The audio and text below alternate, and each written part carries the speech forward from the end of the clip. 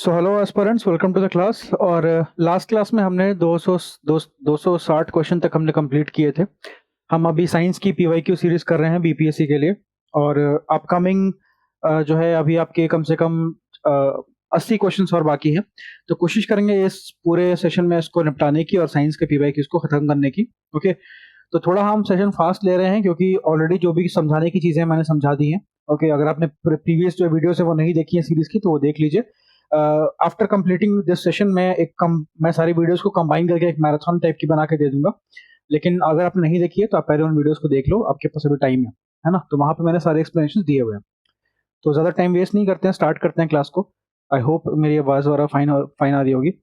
चलो, so starting with question number 261। Question number 261 में ये बोला गया है कि which of the following is responsible for controlling hereditary character of the living cell. Hereditary character of living cell, hereditary का मतलब क्या होता है कि जो आपके पिता या माता में है वही चीज आप में आ रही है, तो उसको बोलते हैं हेरिडेटरी। ओके, तो बोल रहा है कि लिविंग सेल्स में हेरिडेटरी कैरेक्टर्स को कंट्रोल करना किसकी रिस्पॉन्सिबिलिटी होती है। तो वो रिस्पॉन्सिबिलिटी होती है डीएनए की। किसकी? डीएनए की, di ribo nucleic acid. Okay, ये होता है डीएनए। उसके बाद हम बात करते हैं आगे। नेक्स्ट क्वेश्चन है कि which of the following pair is not correctly matched. इसमें से कौन सा ऐसा पेयर है जो करेक्टली मैच्ड नहीं है। तो इसमें से देख सकते हैं कि विटामिन बी1 जो है ऑरेंजेस लिखा हुआ है, डी मतलब डी का लिखा हुआ है COD liver oil. Okay, vitamin E लिखा हुआ है व्हीट जर्म ऑयल, और विटामिन के अल्फा अल्फा। तो पूछा है कि कौन सा करेक्टली मैच्ड नहीं है, तो सारे के सारे करेक्टली मैच्ड है।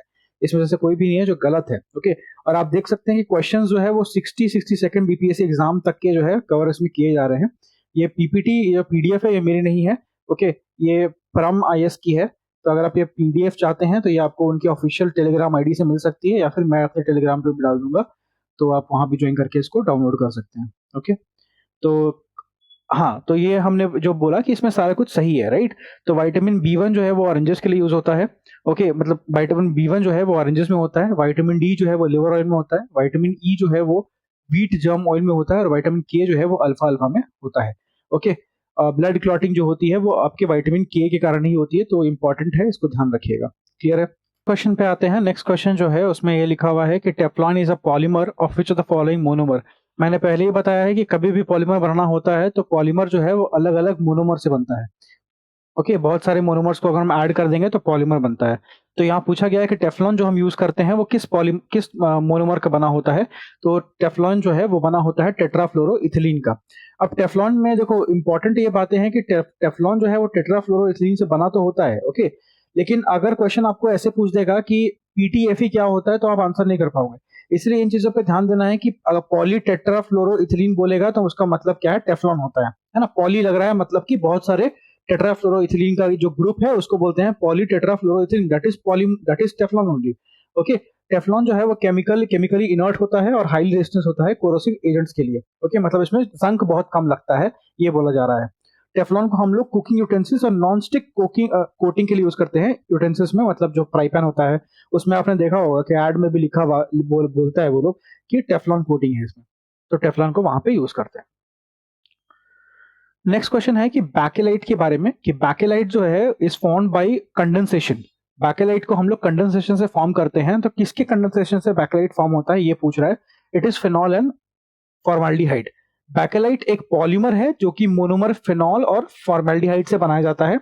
Okay, it is world's first man made polymer. ये इंपॉर्टेंट है, इसको याद रखेंगे कि फर्स्ट मैन मेड पॉलीमर कौन सा है, बैकेलाइट है। Okay, it was invented by Leo Hendrik Baekeland, इसीलिए शायद इसको बैकेलाइट बोलते हैं। ओके, नेक्स्ट क्वेश्चन आपका आता है कि which of the following vitamin is known as ergocalciferol. Ergocalciferol किस विटामिन को बोलते हैं, तो ये विटामिन डी2 को बोलते हैं। विटामिन डी2 जो है वो एल्गो कैल्सीफेरॉल होता है। It is used to treat hypoparathyroidism and rickets. Okay, ergocalciferol is obtained from plant source और dietary supplement derived from irradiating fungi. Okay, तो इस डी2 को बोलते हैं क्या, एर्गो कैल्सीफेरॉल। ओके, तो ये देख सकते हैं विटामिन ई जो है उसका केमिकल नेम रेटिनॉल होता है। ओके, रेटिनॉल को आप रेटिना से याद कर सकते हैं कि विटामिन ए की कमी से नाइट ब्लाइंडनेस होता है। ओके, रात में जो है आपको दिखता नहीं है, तो रेटिना आंख में होता है, तो ऐसे याद कर सकते हैं कि रेटिनॉल विटामिन ए होता है। विटामिन बी वन को हम लोग थायामीन बोलते हैं, ओके, थायामीन बोलते हैं, और इससे B1 से ही बेरी-बेरी होता है, बी से बेरी-बेरी, बी से बेरी-बेरी। तो B1 से क्या होता है, बेरी-बेरी जो आपका डिजीज़ है वो होता है, ओके, B1 की कमी से, क्लियर? उसके बाद B2 जो होता है, B2 को हम बोलते हैं राइबोफ्लेविन, राइबोफ्लेविन, ओके, और इससे अराइबोफ्लेविनोसिस होता है या ग्लोस्टिसिस होता है, ओके, तो ये इंपॉर्टेंट है। उसके बाद नेक्स्ट है B3 जो है वो नायासिन या नाइकोटाइनोमाइड बोलते हैं इसको, ओके, और इससे डिजीज होता है पेलाग्रा। नेक्स्ट है B5 जो है वो पैंटोथेनिक होता है, पैंटोथेनिक उसका नाम है, और उससे पैरास्थेरिया होता है, ओके। नेक्स्ट है B6, उससे पायरिडॉक्सिन होता है, इससे अनीमिया होता है। देखो जो इंपॉर्टेंट वंस है वो मैं मार्क कर दे रहा हूँ, नहीं तो आपको क्या होगा, प्रॉब्लम होगी याद करने में। तो विटामिन ए के याद रखोगे कि रेटिनॉल इसको बोलते हैं, विटामिन बी याद रखोगे थायामीन बोलते हैं, विटामिन सी याद रखोगे, विटामिन B2 याद रखोगे राइबोफ्लेविन बोलते हैं, विटामिन B6 याद रखोगे, इसमें एनीमिया होता है, जिसमें जो मतलब ब्लड की जो है कमी हो जाती है ना, आरबीसी की कमी होती है बेसिकली, ओके, और इसको पायराइडॉक्सिन बोलते हैं, ओके। उसके बाद फिर याद रखोगे आप इसमें और कुछ वैसा तो नहीं है। स्कर्वी के लिए याद कर सकते हो कि विटामिन सी जो होता है उसे उसकी कमी से स्कर्वी होगा, ओके, एस्कॉर्बिक एसिड उसको बोलते हैं। विटामिन डी याद करोगे कि इसमें इससे रिकेट्स हो जाएगा, ओके। इसमें होता है कैल्सीफेरॉल, ओके। उसके बाद विटामिन ई जो होता है उससे जो है मिसकैरेज होता है फीमेल्स में, ओके। विटामिन के जो होता है उससे ब्लीडिंग डिस्थेसिस होती है। तो ये कुछ जो मेजर 3 4 5 6 7 8 ये 8 आप याद रखोगे तो मोर देन इनफ है, इससे बाहर क्वेश्चन नहीं जाता है कभी भी, है ना। वो बहुत किस्मत खराब रही तो चला गया, ऐसा हो जाता है। उसके बाद 2 चीजें होती हैं, विटामिन जो है वो फैट सॉल्युबल होता है, ओके, और वाटर सॉल्युबल भी होता है। लेकिन सारे विटामिन मतलब कहने का मतलब ये है कि कुछ विटामिन जो है वो फैट सॉल्युबल होते हैं, कुछ वाटर सॉल्युबल होते हैं। जैसे विटामिन ए जो है वो फैट सॉल्युबल है। अगर आप याद करोगे तो ऐसे याद करना, एडेक, ठीक है। मतलब vitamin A, vitamin D, vitamin E, vitamin के, ये सारे के सारे जो विटामिन है ये फैट सॉल्युबल होते हैं, इसको बोलते हैं एडेक, ओके। और वाटर में विटामिन बी जो होता है वो सारा वाटर सॉल्युबल होता है, और विटामिन सी ये भी क्या होता है, वाटर सॉल्युबल होता है, क्लियर। विटामिन बी और विटामिन सी, विटामिन बी में जितने भी हैं सारे वो वाटर सॉल्युबल है, और विटामिन सी में जो जितने भी सारे हैं, सी में एक ही होता है बेसिकली, वो भी वाटर सॉल्युबल होता है। तो बीसी जो है वाटर सॉल्युबल है, और एडेक क्या है, फैट सॉल्युबल है, क्लियर। नेक्स्ट क्वेश्चन पे आते हैं, क्वेश्चन नंबर 266 में। इसमें बोला गया है which of the following pair is not correctly match, सही सुमेलित नहीं है। रेटिनॉल, जेरोप्थैल्मिया, टोकोफेरॉल, बेरी। देखो रेटिनॉल मतलब क्या हो गया, विटामिन ए की बात कर रहा है। टोकोफेरॉल बेरी होता है विटामिन B1 से, है ना। तो उसके बाद है साइनो कोबालेमिन, ये एनीमिया की बात कर रहा है। एनीमिया किससे होता है, अभी हमने पढ़ा, एनीमिया किससे होता है, विटामिन B6 से, ओके। और बोला है अर्गो कैल्सीफेरॉल, जिससे रिकेट्स होता है। करेक्टली मैच नहीं, अभी हमने पढ़ा अर्गो कैल्सीफेरॉल, हमने अभी पढ़ा ना, D2, ओके, विटामिन D2 से होता है अर्गो कैल्सीफेरॉल। तो यहाँ क्या बोल रहा है, रिकेट्स, देख लेते हैं। डी है यहाँ पे, यहाँ पे कैल्सीफेरॉल है और ये रिकेट्स होता है, बिल्कुल सही है। तो हमारा जो करेक्ट यहाँ पे बेसिकली करेक्ट आंसर बोलेंगे, क्योंकि यहाँ बोला है कि नॉट करेक्टली मैच्ड, वो है option number b, okay. Tocopherol जो बोला गया है वो विटामिन ई होता है, ओके। हमने भी पढ़ा था एडेक में जो ई होता है, ई से होता है टोकोफेरॉल, ओके। तो विटामिन ई डेफिशिएंसी से क्या होता है, माइल्ड हाइमोलाइटी से लाइटिक अनीमिया होता है, या नॉन स्पेसिफिक न्यूरोलॉजिक डेफिसिट होता है विटामिन ई से। मिसकैरेज भी होता है विटामिन ई से, हमने पढ़ा। लेकिन बेरी जो है वो B1 से होता है, जो कि थायामीन होता है, ओके। इसलिए ये गलत है, बाकी सारा सही है। नेक्स्ट क्वेश्चन है, विटामिन ए यहाँ पे अगेन सोर्सेस लिखा हुआ है कि क्या सोर्सेस है वो देख सकते हो, है ना, और डिजीज है तो ये भी देख सकते हो। नेक्स्ट क्वेश्चन है, इंसुलिन क्या है, इंसुलिन फैट है, विटामिन है, कार्बोहाइड्रेट है, प्रोटीन। इंसुलिन क्या है, इंसुलिन प्रोटीन है, ओके। इंसुलिन क्या है, insulin is a protein. There are 51 amino acid in an insulin molecule, एक इंसुलिन मॉलिक्यूल में 51 अमीनो एसिड्स होते हैं। अगला क्वेश्चन है कि which of the following is antibiotic drug, antibiotic drug बोला गया है, एंटीबायोटिक। अगेन सेम क्वेश्चन पूछा गया, हर बार यही पूछा जा रहा है, ओके। इस देखो यहाँ पे ऑप्शंस में देखेंगे तो एक तो आपका क्लोरम फेनिकॉल जो है वो एंटीबायोटिक है, ओके। तो it is useful for treatment of number of bacterial infection, okay. उसके बाद सल्फाग्यूनिडाइन भी क्या है, ये भी एंटीबायोटिक होता है, okay. It is use for treatment of bacillary dysentery, okay. तो ये जो है ऑप्शन ई करेक्ट होगा, क्योंकि दोनों जो है वो सही है। लेकिन बीपीएससी ने बोला है कि ऑप्शन सी सही है। तो आप इसको याद रखोगे कि बीपीएससी के हिसाब से जो क्लोरामफेनिकोल जो है वो सही आंसर होगा। ओके, लेकिन जो बी ऑप्शन है वो भी एक एंटीबायोटिक ही होता है। ओके, एंटीबायोटिक ही होता है। अब यहाँ पे बहुत लोगों को एस्पाइरिन में जो है ये हो रहा होगा, तो अगर आपने पहली क्लास नहीं की है तो मैं बता दूं कि एस्पाइरिन जो होता है वो एंटीबायोटिक नहीं होता है। मैं आपको दिखा देता हूँ, जो मेरे पास टाइम है अभी तो आराम से मैं आपको दिखा सकता हूँ। मैंने कल ही पढ़ाया था। एक सेकेंड, मैं पूरी लिस्ट होगी उसमें, मैं आपको सारी लिस्ट एक बार बता भी दूंगा तो आपको अंदाजा भी हो जाएगा। Just a minute. देखो यहाँ पे पूछा गया है कि the antibiotic okay among the following. तो देखो तीन चार चीजें आप नाम याद रखोगे। पेनिसिलिन एक याद रखोगे, पेनिसिलिन क्या होता है, ये भी एंटीबायोटिक है। उसके बाद अभी जो मैंने बताया कि सल्फा डायाजीन भी क्या है, एंटीबायोटिक है, लेकिन बीपीएससी ने इसको नहीं माना था। ओके, और अभी जो हमने पढ़ा जो भी चाल्को फेनोलिक जो भी करके जो नाम था आप याद कर लेना, है ना, वो भी क्या है, एक एंटीबायोटिक है। एस्पाइरिन वगैरह एंटीबायोटिक नहीं होता है, एस्पाइरिन एक एंटीपायरेटिक होता है। Antipyretic is different, antibiotic is different. Antibiotic जो होता है वो माइक्रो ऑर्गेनिज्म को मारता है।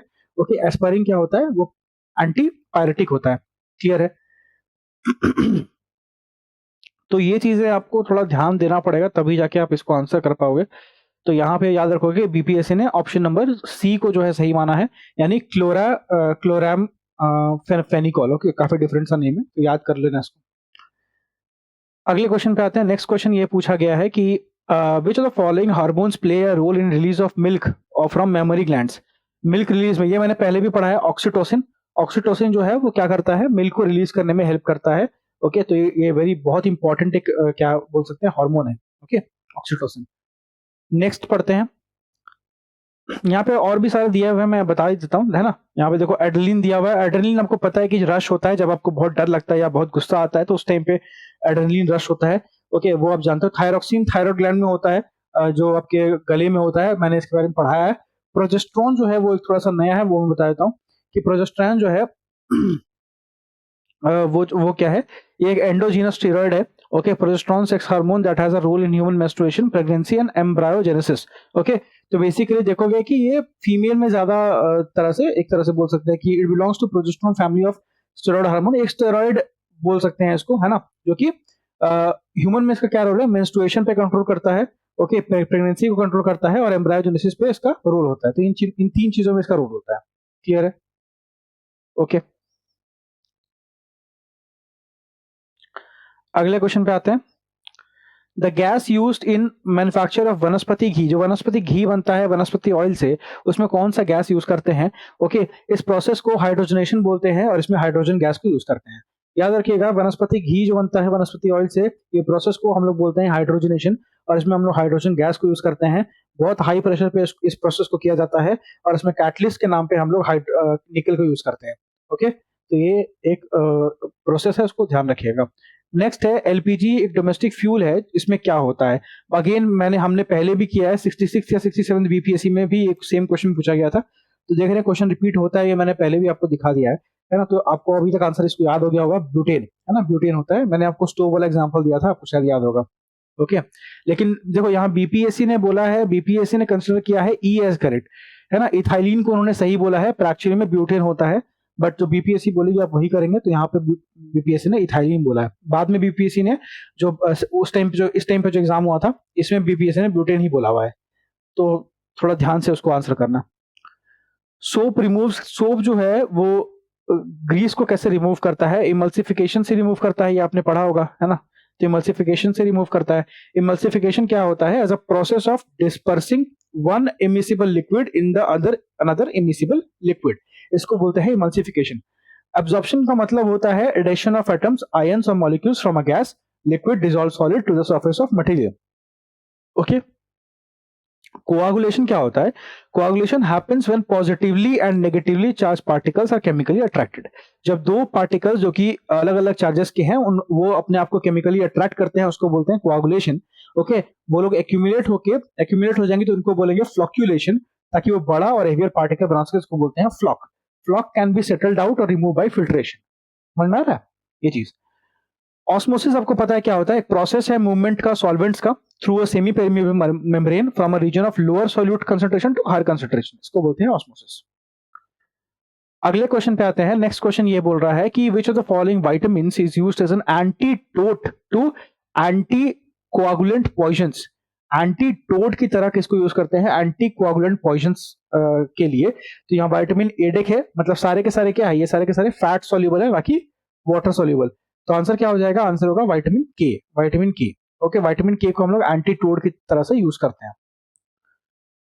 नेक्स्ट क्वेश्चन है, in human body vitamin A को हम लोग कहां पे स्टोर करते हैं? तो विटामिन ए जो है वो कहां स्टोर होता है? वो लिवर में स्टोर होता है। विटामिन ए को और क्या बोलते हैं? रेटिनॉल बोलते हैं, है ना। इससे क्या होता है? इसकी कमी हो जाएगी तो क्या होगा? नाइट ब्लाइंडनेस, है ना। नाइट ब्लाइंडनेस, आपको रात में नहीं दिखेगा। क्लियर है? नेक्स्ट क्वेश्चन है, विच ऑफ द फॉलोइंग, एक second, which of the following radio isotope is used in treatment of blood cancer? Okay, कौन सा इसमें से रेडियो आइसोटोप है जिसको हम ब्लड कैंसर ट्रीट करने के लिए इस्तेमाल करते हैं, जिसको ल्यूकेमिया भी बोलते हैं? ल्यूकेमिया का मतलब क्या होता है? Blood cancer. ओके, तो इसका आंसर होगा कोबाल्ट 60। कोबाल्ट 60 एक रेडियो आइसोटोप है। अब आइसोटोप, आइसोबार क्या होता है ये मैंने पहले बता दिया है, अगर आपने नहीं देखा है पिछला वीडियो जाके देख लीजिए, है ना। आइसोटोप क्या होता है, आइसोबार क्या होता है, ये मैंने बता दिया। आइसोटोप का मतलब होता है इसमें डिफरेंट नंबर ऑफ न्यूट्रॉन हो। न्यूट्रॉन का नंबर जब अलग अलग होता है तो क्या होता है? उसको हम बोलते हैं आइसोटोप। नेक्स्ट आता है आयोडाइज्ड। मैं फिर से बता दूं क्या? एक सेकंड रुको, मैं बता ही देता हूं अगर इतना है तो। एक मिनट।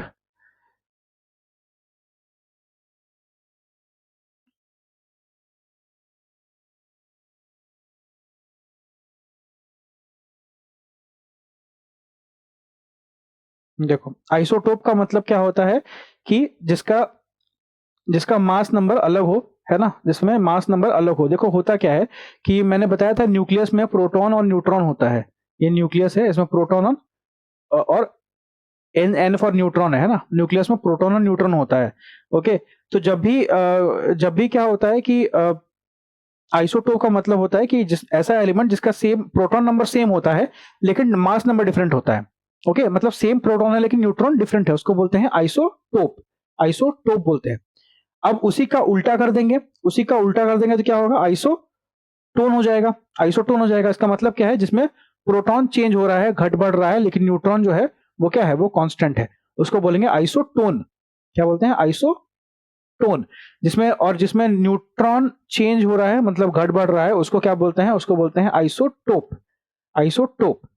क्लियर हो रहा है? ओके।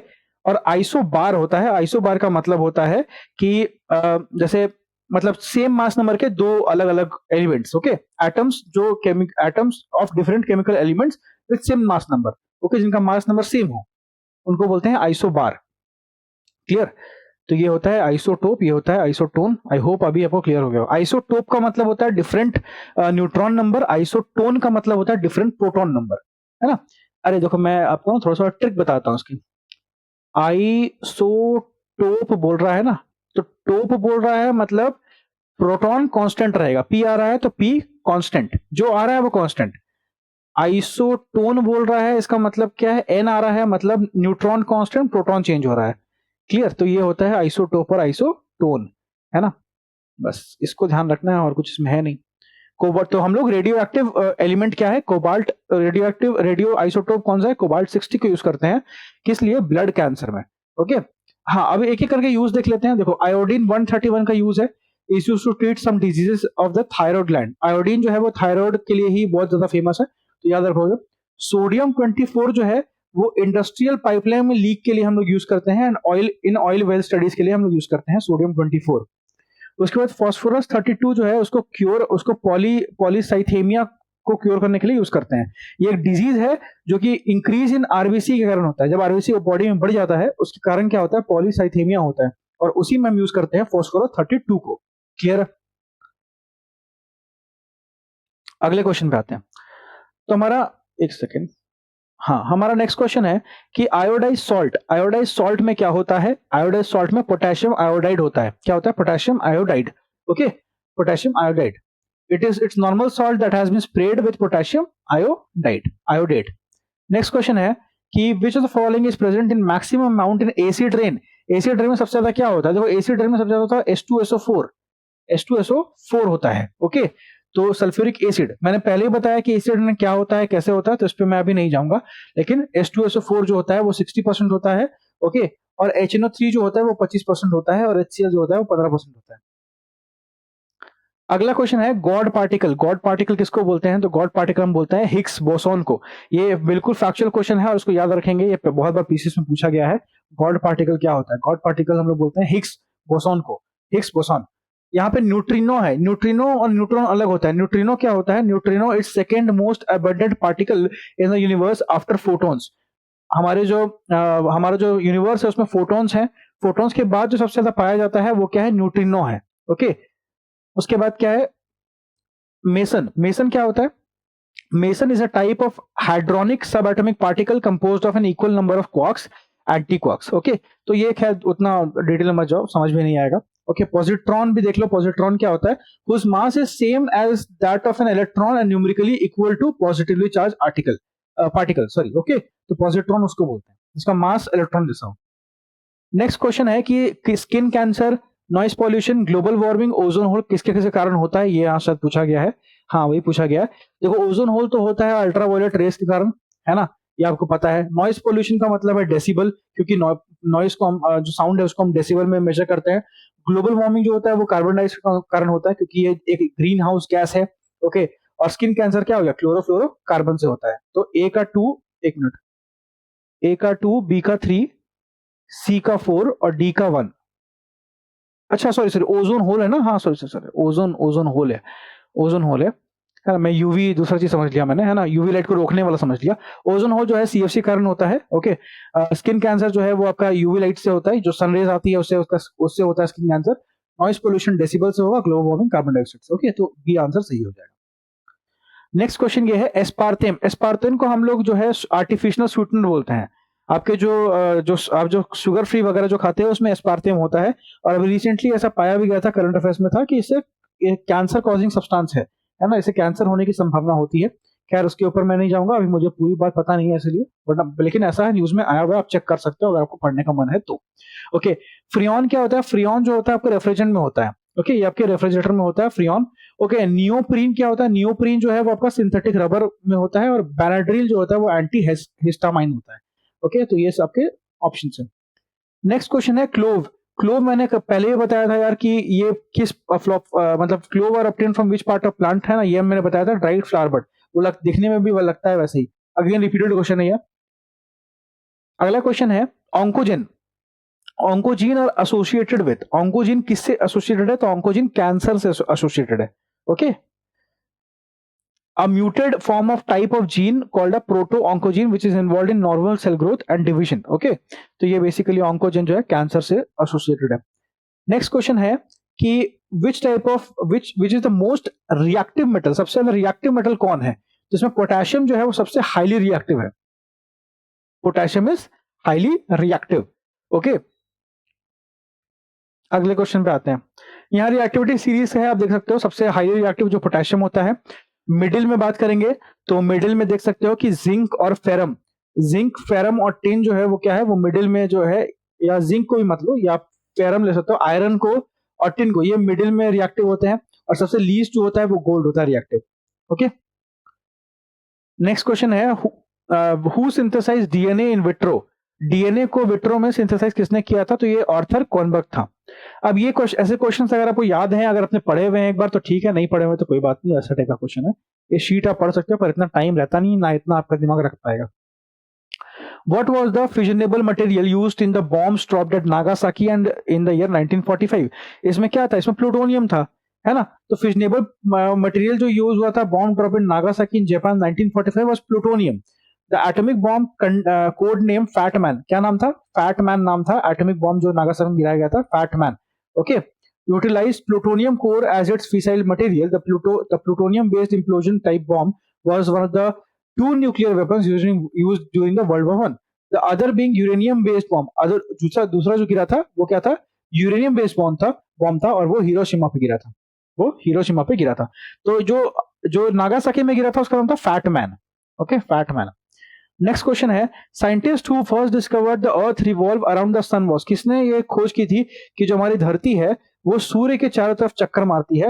ये किसने पहली बार डिस्कवर किया था? उसका नाम था कॉर्परनिकस। कॉर्परनिकस ने किया था पहली बार। ओके, कॉर्परनिकस। तो कॉपरनिकस जो है, scientist Copernicus gave heliocentric astronomical model, याद रखिएगा नाम, heliocentric astronomical model, okay, discovered that the earth revolve around the sun, Isaac Newton law of motion, John Dalton atom के बारे में, और एल्बर्ट आइंस्टाइन ने थ्योरी ऑफ जनरल रिलेटिविटी और mass energy equivalence, okay. Next है cosmic ray. Cosmic rays क्या होते हैं? कॉस्मिक रेज जो होते हैं वो चार्ज पार्टिकल्स होते हैं और उसमें कुछ नहीं होता है। नेक्स्ट है which of the following elements is found in all organic compound. ऐसा कौन सा एलिमेंट है जो सारे ऑर्गेनिक कंपाउंड्स में आपको देखने को मिलता है? ओके, तो क्या होता है? कार्बन। हर चीज में कार्बन होता है, इसीलिए हम कार्बन 14 डेटिंग भी करते हैं। कार्बन 14 डेटिंग से क्या होता है कि किसी भी चीज की एज पता चल जाती है आपको कि उसमें कितना कार्बन कंपाउंड बाकी है, तो उससे एज समझ में आ जाती है। तो कार्बन सब में होता है। Next is which of the following can cause cancer as well as cure it depending upon its intensity and use. मतलब ऐसी कौन सी चीज को हम यूज करेंगे तो उससे कैंसर हो भी सकता है और उसको ठीक भी किया जा सकता है। उसकी इंटेंसिटी पर डिपेंड करता है कि हम उसको कितना यूज करते हैं। ओके, तो क्या है? Ionised radiation. आयोनाइज्ड रेडिएशन, अगर उससे आप उसको बहुत ज्यादा यूज करोगे तो क्या होगा?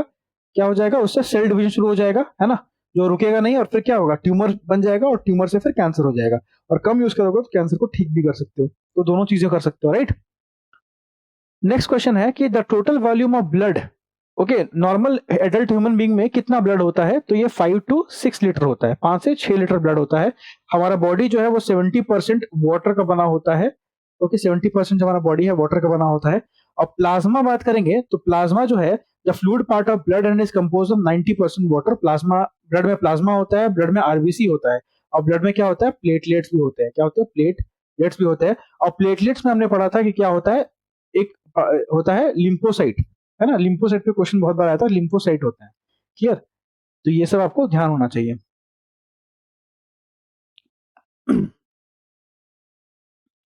फिर है कि टाइफॉइड और कॉलेरा टिपिकल एग्जांपल किसके हैं? टाइफॉइड और कॉलेरा जो है वाटर बॉर्न डिजीज है ना। टाइफॉइड जो है पानी से होता है और कॉलेरा भी पानी से होता है। नेक्स्ट क्वेश्चन है, ये कुछ क्वेश्चन है यहाँ पे देख सकते हैं उसको, इन्फेक्शियस डिजीज, जैसे अगर आपको एड्स है, डेंगू है, फीवर है, कॉमन कोल्ड है, तो ये वायरस से होता है। ओके, टाइफॉइड कॉलेरा जो है बैक्टीरिया से होता है। काला आजार जो है वो प्रोटोजोआ से होता है। एक्ने बैक्टीरिया से होता है। उसके बाद स्लीपिंग सिकनेस जो है वो ट्राइपानोसोमा नोसोमा एक प्रोटोजोआ है उससे होता है। और एलिफेंटाइसिस जो है वॉर्म से होता है। तो ये कुछ क्वेश्चंस कुछ इंपॉर्टेंट है, देख सकते हैं उसको। नेक्स्ट क्वेश्चन है, एनर्जी को स्टोर किया जाता है लिवर में, मसल्स में, in the form of glycogen. Energy जो है वो लिवर और मसल्स में ग्लाइकोजन के फॉर्म में स्टोर होती है। ओके, ग्लाइकोजन जो है मेन सोर्स ऑफ फ्यूल है हमारे सेल्स के लिए। when the body does not need to use the glycogen for like glucose for energy, it stores it in the liver or muscles. This stored form of glucose is made up of many connected glucose molecules. It is called glycogen. देखो हमारी body जो है वो glucose को use करती है, लेकिन आप मान लो आपने खा बहुत लिया, आपने बहुत ज्यादा कंज्यूम किया, लेकिन आपकी बॉडी कोई एक्टिविटी कर नहीं रही है, तो क्या होगा? बॉडी को एनर्जी की जरूरत पड़ नहीं रही है, तो वो क्या करता है? उसको स्टोर कर लेता है ना, ग्लाइकोजन के फॉर्म में, लीवर में और कहाँ पे? मसल्स में। ओके, और जब बहुत सारे ग्लूकोज पार्टिकल एक साथ एक रूम में बंद हो जाते हैं तो क्या होता है? वो साथ में मिलकर क्या बनाते हैं? ग्लाइकोजन बनाते हैं। तो ग्लाइकोजन इसको बोलते हैं। अगला क्वेश्चन है कि हु डिस्कवर्ड बैक्टीरिया। बैक्टीरिया को किसने डिस्कवर किया था? तो it was Leeuwenhoek. Okay, Leeuwenhoek ने बैक्टीरिया को डिस्कवर किया था। नेक्स्ट क्वेश्चन है, the reason for large scale diversity among the organism is. Okay, क्या रीजन है कि ऑर्गेनिज्म के बीच में लार्ज स्केल डाइवर्सिटी है, बहुत डाइवर्सिटी है? ये है अडेप्टेशन, है ना, अडेप्टेशन। ना what is vermi culture. Vermi culture क्या होता है? ये वर्म से रिलेटेड है, आपको पता भी होगा, science of raising worms. Worms को रेज करने को बोलते हैं वर्मी कल्चर, है ना। उसके बाद यहाँ से बहुत सारा और भी चीजें होंगी, जैसे होता है एक एपीकल्चर होता है। एपीकल्चर जो है वो बीज के लिए होता है। ओके, इस तरह के बहुत सारे कल्चर होते हैं, तो उसको आप याद कर सकते हो।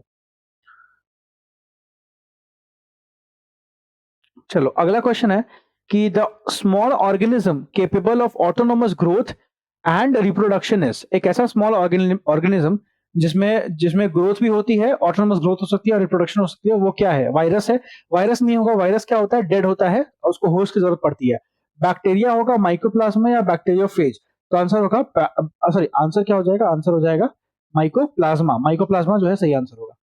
The virus and viroids are obligate parasite that cannot exhibit functions of the living organism as growth and reproduction. Mycoplasma smallest bacteria है जिस जो ये that does not possess a cell wall. The organism is living and can perform functions like growth and reproduction through binary fission. तो mycoplasma ऐसा कर सकता है. अगला क्वेश्चन है, the first human heart transplant कब हुआ था? तो ये पहली बार साउथ अफ्रीका में हुआ था. ओके, 1967 में हुआ था. December 3 की डेट थी. 53 ईयर ओल्ड लुइस वॉशकेंसी ने रिसीव किया था first human heart transplant Groote Schuur hospital in Cape Town, South Africa में. अगला क्वेश्चन है, the average blood flow through kidneys per minute is. Kidney से एवरेज ब्लड फ्लो कितना होता है एक मिनट में? तो it is 1200 CC. Okay, 1200 CC होता है. क्लियर? चलो अगला क्वेश्चन है कि प्लांट बर्ड क्या होता है? प्लांट बर्ड क्या होता है? ये एम्ब्रॉयनिक शूट होता है, एम्ब्रॉयनिक लीफ होता है, एंडोस्पर्म होता है, स्पीड होता है. प्लांट बर्ड क्या होता है? एम्ब्रॉयनिक शूट होता है. Which of the following gases is used in cigarette lighter? Cigarette lighter में क्या होता है? ब्यूटेन होता है. ये भी पहले भी हमने क्वेश्चन किया है. सिगरेट लाइटर में भी क्या होता है? ब्यूटेन होता है. मीथेन मैंने आपको बताया है. प्रोपेन आपको पता है ऑलरेडी, है ना, हम लोग कुकिंग में, रेफ्रिजरेटिंग फूड में, क्लोथ ड्राई करने में यूज करते हैं. ओके, रेडॉन जो है वो डीके करता है रेडियोएक्टिव पोलोनियम और अल्फा पार्टिकल्स को. Visible range of solar radiation, देखो मैंने पहले ही बताया है क्या होता है. ये एक्चुअली ये होता है 360 to 720 होता है अप्रोक्सीमेटली, मुझे शायद याद नहीं आ रहा. हाँ, 380 होता है, सॉरी 380 होता है, लिखा तो है. कितना होता है? 380 होता है. 380 to 720 होता है. किसमें? ये नैनोमीटर्स में. ओके, एंगस्ट्रॉम में कितना होता है? ये एंगस्ट्रॉम में 3900 शायद होता है, और वहां पे 7600 होता है. इतना ही रेंज में होता है. इसको याद रखोगे, ये होता है एंगस्ट्रॉम में. ठीक है, तो क्या है? विजिबल रेंज है सोलर रेडिएशन की. अगला क्वेश्चन है, plant which grow on saline soil, जो नमकीन या लवणता वाले जो मिट्टी होती है जिसमें नमक होता है, उसमें जो प्लांट ग्रो करते हैं उनको क्या बोलते हैं? ये मैंने पहले भी आपको बताया, ये रिपीटेड क्वेश्चन है, पहले भी आया था, बहुत बार आया हुआ क्वेश्चन है. क्या होता है वो? उसको बोलते हैं हैलोफाइट्स. हैलोफाइट्स है ना, हैलोफाइट्स. पानी में जो ग्रो करते हैं उनको बोलते हैं हाइड्रोफाइट्स पानी वाले. जेरोफाइट का मतलब होता है ड्राई क्लाइमेट में जो ग्रो करते हैं उनको बोलते हैं जेरोफाइट. जैसे जो कैक्टस वगैरह होते हैं वो जेरोफाइट्स होते हैं. ओके, इसमें एक नया है जो है सुक्युलेंट्स. ओके, सुक्युलेंट्स देख लेते हैं क्या होता है. ये मैं आपको बताया था. इसमें लिखा है क्या? हाँ, लिखा हुआ है. Succulents are plants that have the ability to store water in their leaves, stems and roots, allowing them to survive in arid condition. Okay, arid condition while they have adaptation to conserve water. Okay, next question है, मैंने बाकी बता दिया सब कुछ. हाँ, dry climate में, arid zone में होता है, सेरोफाइट सब बता दिया. चलो नेक्स्ट क्वेश्चन है कि environment is a composite state of. Environment में क्या होता है? सब कुछ होता है. बायोटिक फैक्टर होता है, एबायोटिक फैक्टर होता है, फिजियोग्राफिक फैक्टर होता है, सब कुछ होता है एनवायरनमेंट में. एनवायरनमेंट में सब कुछ हम लोग ये करते हैं. ये चार्ट देख लीजिएगा, समझ में आ जाएगा, सब कुछ होता है एनवायरनमेंट में. नेक्स्ट है, water is conducted in vascular plants by. ये मैंने बताया है कि अगर पानी की बात करेंगे तो पानी जो है वो आपका जाइलम करता है और फूड जो है वो फ्लोएम करता है.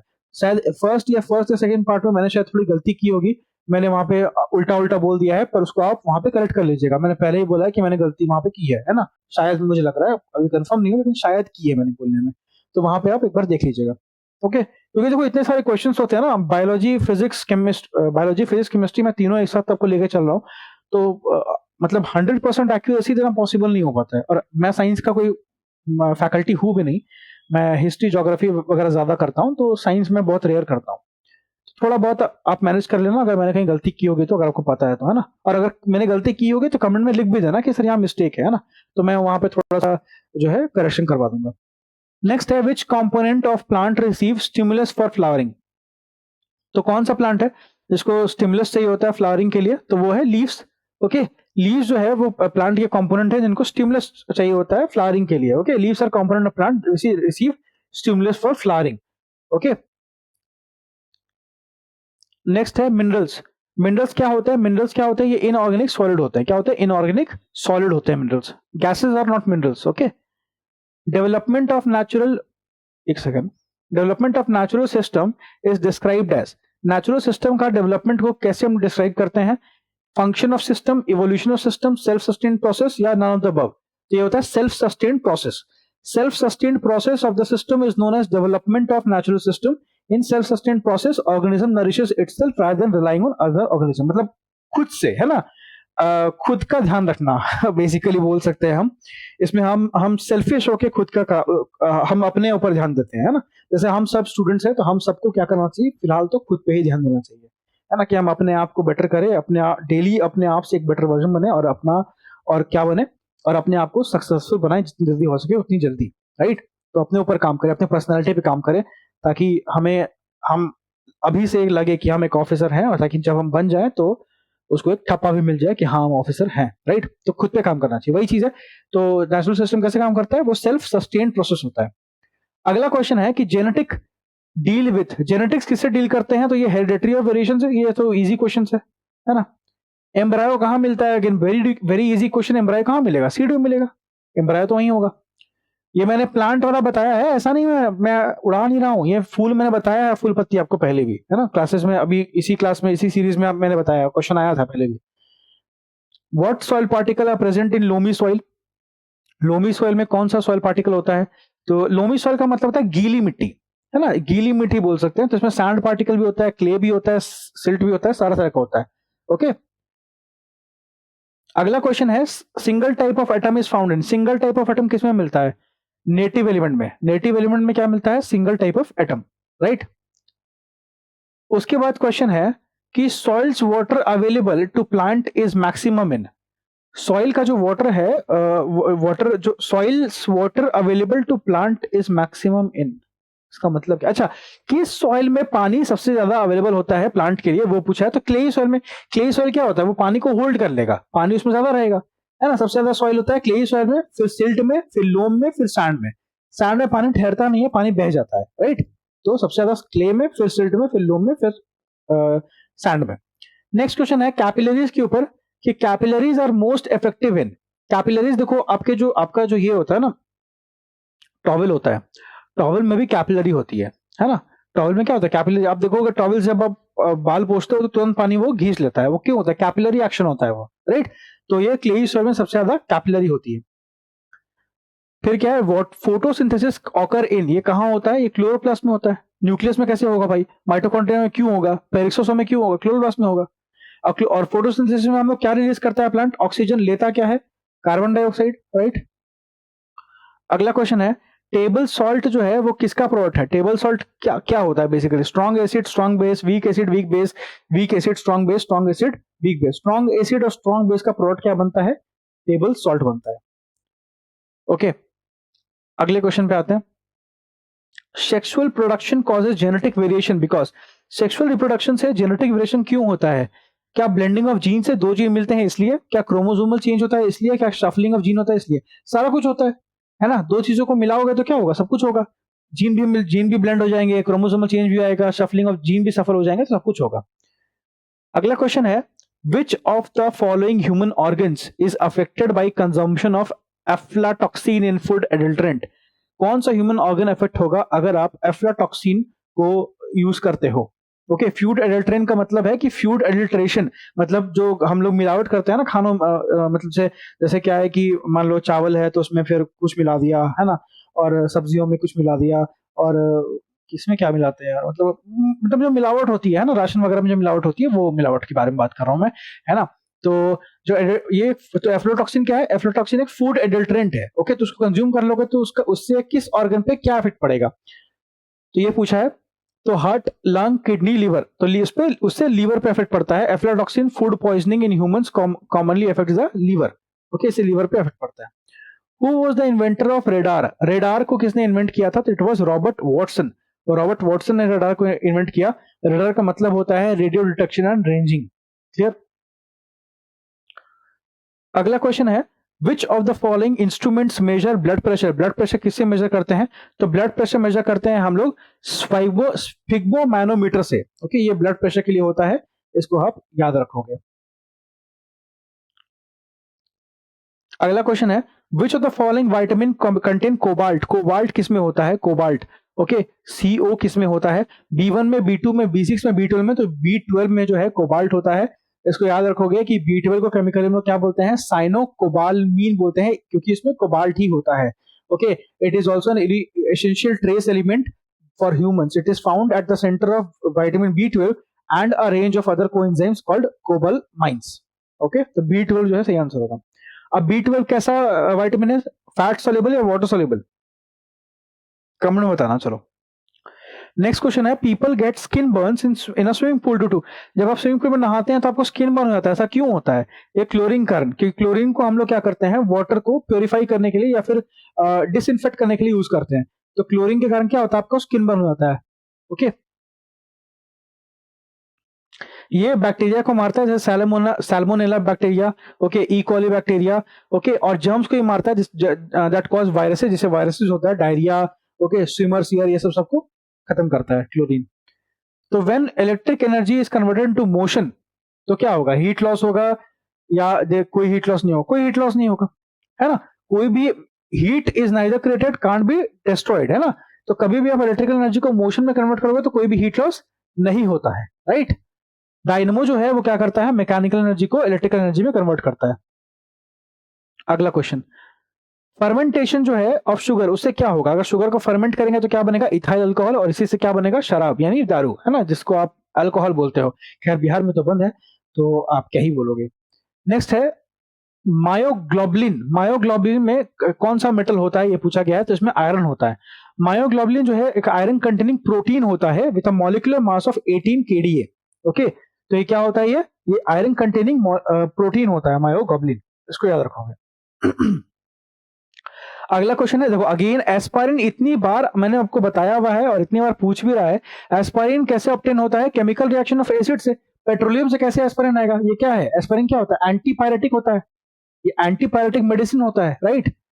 एंटीपायरेटिक, एंटीपायरेटिक, है ना, एंटीपायरेटिक होता है। तो और पेट्रोलियम अर्थ या ट्री से कैसे आएगा? आपको पता है ये कैसे आएगा, केमिकल रिएक्शन से बनेगा, राइट। नेक्स्ट क्वेश्चन है, हाँ ये क्या, देखो ये एंटी इन्फ्लेमेटरी होता है, okay, anti inflammatory non steroidal एक ड्रग होता है, ओके। तो एस्पायरिन जो है वो केमिकल सिंथेसिस से बनाते हैं, सैलिसिलिक एसिड और through acetylation with acetic anhydride. ये याद नहीं करना है, मैंने बस जानकारी के लिए बता दिया। For wheat cultivation which fertiliser is used, कौन सा फर्टिलाइजर यूज करते हैं हम लोग गेहूं की खेती के लिए? ओके, तो इसका आंसर होगा नाइट्रोजन। नाइट्रोजन फर्टिलाइजर को यूज करते हैं और इसीलिए नाइट्रोजन फिक्सेशन भी करते हैं, नाइट्रोजन फिक्सेशन भी करते हैं, राइट। चलो अगला क्वेश्चन है, which metal can be use for producing electricity. अगर बिजली बनाना है तो किस मेटल को यूज करेंगे? यूरेनियम को, आयरन को, कॉपर को, एल्युमिनियम को। यूरेनियम जो है वो यूज करेंगे, ये बहुत स्ट्रांग होता है, न्यूक्लियर एनर्जी को हम लोग जनरेट कर सकते हैं यूरेनियम एटम को स्प्लिट करके, तो एनर्जी तो बहुत छोटी सी, इलेक्ट्रिसिटी बहुत छोटी चीज है, राइट। अगला क्वेश्चन पे आते हैं, the time period of a pendulum is, pendulum का टाइम पीरियड किस पर डिपेंड करता है? ये ना ही मास पे डिपेंड करता है, ये ना ही उसकी टाइम पे डिपेंड करता है, ये ना ही उसके टेम्परेचर पे डिपेंड करता है, ये डिपेंड करता है उसकी लेंथ पे। ओके, पेंडुलम की लेंथ कितनी है? पेंडुलम क्या होता है, इनको नहीं पता, उनको बता दूं, ये होता है पेंडुलम, है ना, घड़ी में लगा होता है, ये इधर से इधर और इधर से इधर जाता है ना, एक्सट्रीम और मीन पोजीशन बोलते हैं इसको। तो पेंडुलम का जो टाइम पीरियड है वो डिपेंड करता है उसके लेंथ पे, कि उसका लेंथ कितना है, जितनी लंबी लेंथ होगी उस हिसाब से उसका टाइम पीरियड होगा। फॉर्मूला देखना चाहते हो तो ये है T is equal to 2 pi under root L upon G। यहाँ पे मास की जगह पे मास ऑफ बॉब भी लिख सकता है, बॉब।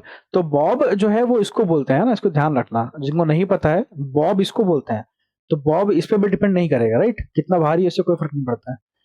ब्रास जो है, brass is made from, brass को किससे बनाते हैं? तो ब्रास को कॉपर जिंक से बनाते हैं, ये हमने किया है, ब्रास भी किया है हमने, है ना। हमने ब्रास किया था और उस दिन और भी कई सारी चीजें हमने की थी, मुझे याद भी नहीं आ रहा है, क्या बोलते हैं उस चीज को, जो भी था, है ना। हमने बेसिकली मैंने आपको बताया था कि पीतल होता है ना, तांबा होता है, किसको तांबा बोलते हैं, किसको पीतल बोलते हैं, ये सब मैंने आपको बताया हुआ था। हाँ, ब्रॉन्ज, ब्रास को भी किया था हमने, ओके, और ब्रॉन्ज को भी किया था। तो ब्रास को हम लोग बोलते हैं पीतल, है ना, ब्रास को क्या बोलते हैं, पीतल बोलते हैं। और उस दिन हमने ब्रॉन्ज भी किया था, तो ब्रॉन्ज को हम लोग कांस्य बोलते हैं, राइट। तो ये चीजें, तो ब्रास में क्या होता है, कॉपर और जिंक,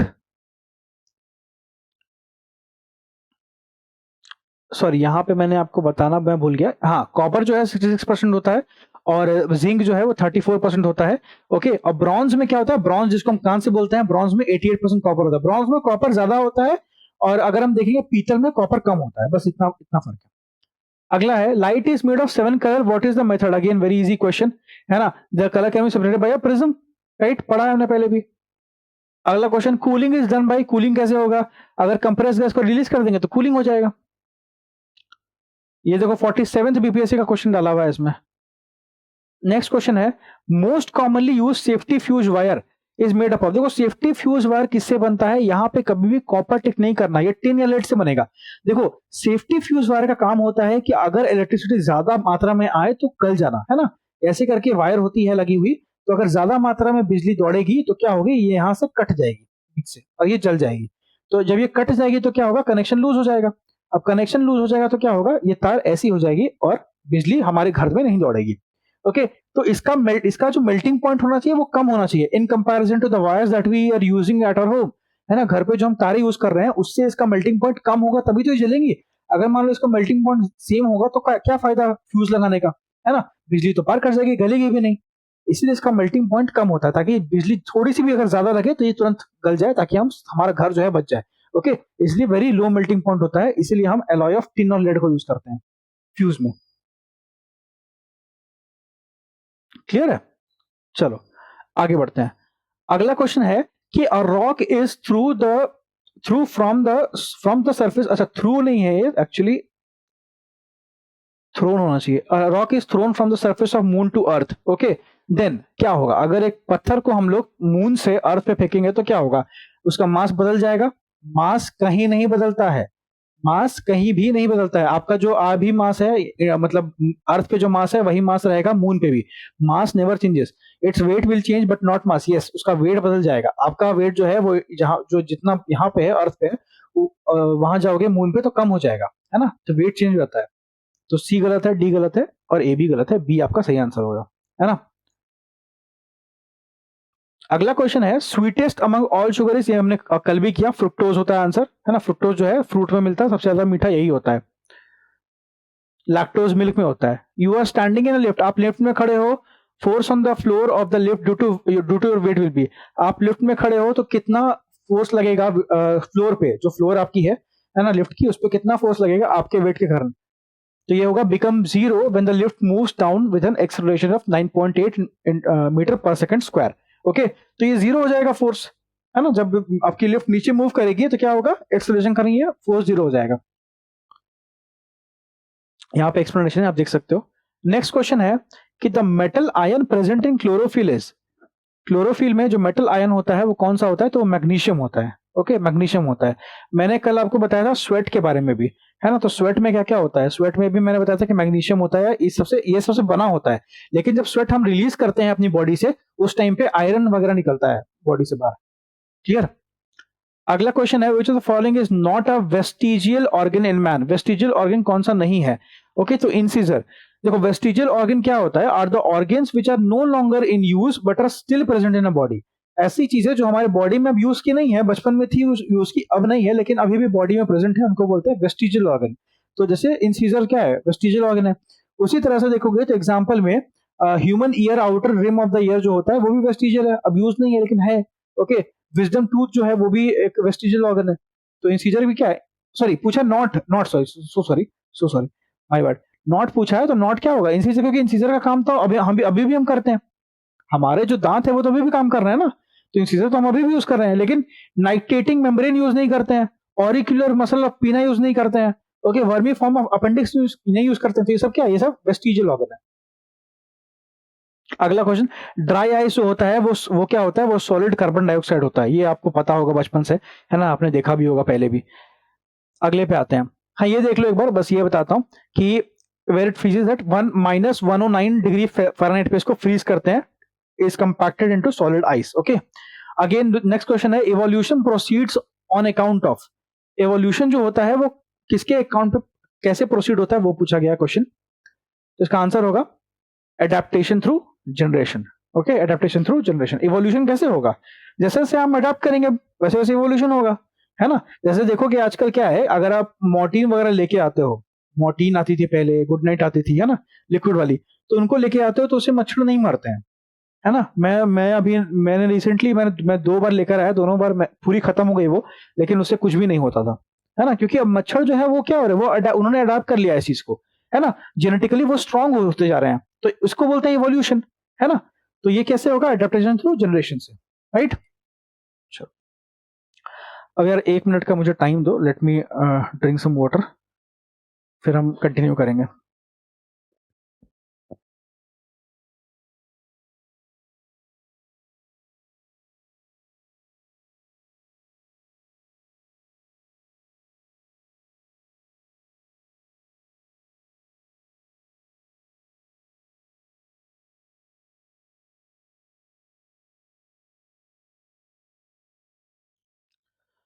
ओके, सो आगे बढ़ते हैं। अगला क्वेश्चन क्या है? In the process of electroplating, देखो किसी यूटेंसिल को अगर जिंक से इलेक्ट्रोप्लेटिंग करनी है, ओके, तो क्या होगा? The utensil is made the cathode. अच्छा, यूटेंसिल का क्या रोल होगा वो पूछ रहा है। यूटेंसिल कैथोड बन जाएगा। Pure zinc is made the anode, utensil is made the cathode and pure zinc anode बनता है। तो देखो, जब भी किसी यूटेंसिल को हम जिंक की प्लेटिंग करते हैं तो क्या होता है?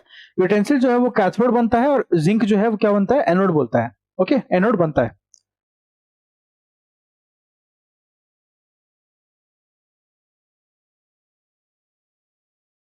अगले क्वेश्चन पे आते हैं। नेक्स्ट क्वेश्चन जो है वो है the noble gas. Noble gas not present in air is, कौन सी नोबल गैस है ऐसी जो एयर में नहीं होती है?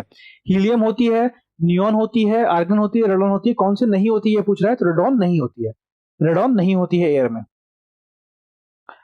अगला क्वेश्चन है कि metal when left expose to air for some time get coated with green basic carbonate, the metal is, ये बहुत इजी है, क्या होगा?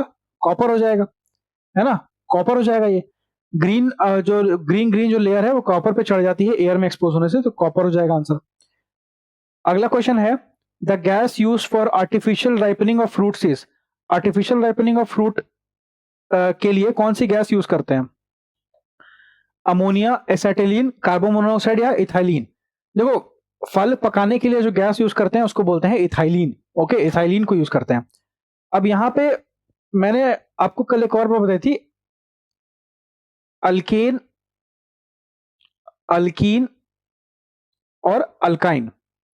अब जिसको भी मेरी ट्रिक याद होगी वो इसको आंसर कर लेगा कि कितने बॉन्ड्स होते हैं तीनों में, है ना? जिनको ट्रिक याद नहीं होगी वो नहीं बता पाएंगे अभी, उनको कंफ्यूजन हो जाएगा, राइट? तो ट्रिक आपको याद होगी, अगर नहीं है तो मैं फिर बता दूं कि अल्केन में सिंगल होता है, इसमें एक ही आ रहा है, इसमें दो ई आ रहा है, तो क्या हो जाएगा? डबल बॉन्ड हो जाएगा। और इसमें वाई आ रही है इसलिए इसमें ट्रिपल बॉन्ड हो जाएगा। ओके, तो ये आप याद करोगे। नेक्स्ट क्वेश्चन है एक्सप्लोजिव नाइट्रोग्लिसरीन, जो एक्सप्लोजिव है नाइट्रोग्लिसरीन, ओके, वो क्या है? It is an ester. अब एस्टर क्या होता है इसके बारे में बात करते हैं। देखो, एस्टर का मतलब होता है कि nitroglycerine is an ester. Esters, एक मिनट यार, एस्टर जो है वो केमिकल कंपाउंड्स होते हैं that are drive from acids. Okay, chemical compound जिनको हम एसिड से ड्राइव करते हैं उनको बोलते हैं एस्टर। तो ये जो है एक एस्टर होता है। While tinning of brass utensil, the ammonium chloride powder used to clean the hot utensil produces fumes of. Okay, किसका किसका फ्यूम बनाता है वो? तो बनाएगा अमोनिया एंड हाइड्रोक्लोरिक एसिड का। ओके, जब भी हम ब्रास यूटेंसिल की टिनिंग करते हैं तो अमोनियम क्लोराइड पाउडर जो है इसको हम यूज करते हैं ताकि हम हॉट यूटेंसिल को क्लीन कर सके। तो उस टाइम पे फ्यूम जो बनता है वो बनेगा अमोनिया, जिसको हम बोलते हैं NH3। क्या बोलते हैं? NH3। और HCl जिसको हम बोलते हैं हाइड्रोक्लोरिक एसिड। अगला क्वेश्चन है the end product of alcoholic fermentation is, alcoholic fermentation करेंगे तो उसका एंड प्रोडक्ट क्या होगा? That is ethyl alcohol. Again very easy question, बहुत बार पढ़ लिया हमने। शुगर को फर्मेंट करेंगे तो क्या बनेगा? वो से वही बनेगा, ethyl alcohol. Hydrofluoric acid, hydrofluoric है ये, hydrofluoric acid, okay, is not kept in glass bottle because it reacts with. Hydrofluoric acid को हम लोग क्यों नहीं रखते हैं ग्लास बॉटल में? Because it reacts with silicon dioxide of glass. Glass में जो सिलिकॉन डाइऑक्साइड होता है उससे ये रिएक्ट कर जाता है। ओके, तो इसलिए हम लोग क्या करते हैं, इसको मेटल के apparatus में जो कि कॉपर का बना होता है उसमें रखते हैं।